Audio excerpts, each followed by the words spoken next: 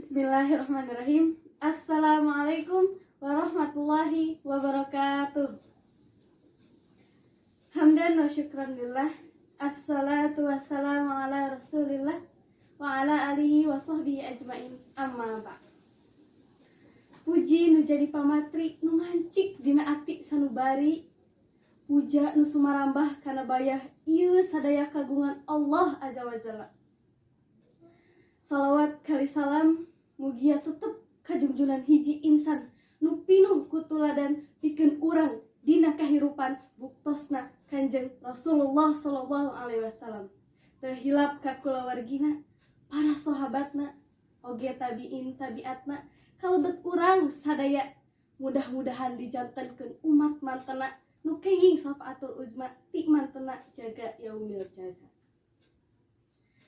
Hadirin anu dipihormat, kumaha karaosna upami terang yen nu dipikadeudeut teh kanyahoan ngabohong tangtos nyereset kanu manah leres mung kumaha upami eta jalmi teh ngabohong keur kahadean. Dina danget ieu sim kuring najlana bilah ti kelas 11 MIPA 5 bade ngadugikeun sawatara hal nu aya patula patalina sareng ngabohong keur kahadean.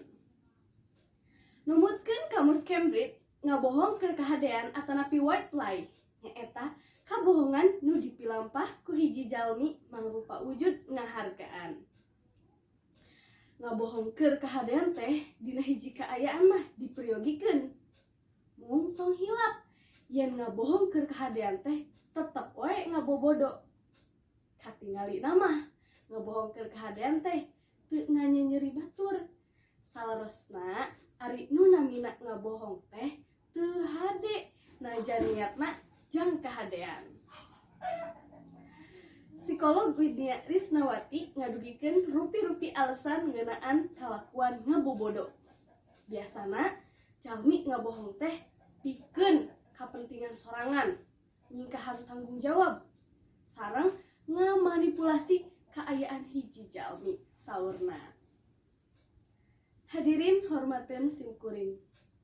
Aya akibat nu ditanggung tinu ngabohong, diantawisna wae moal dipercanten deui sareng matak guligah manah. Sanaos ngabohong keur kahadean teh dipriogikeun, urang kedah terang kaayaan sareng batasan sangkan teu nganyenyeri nu sanes.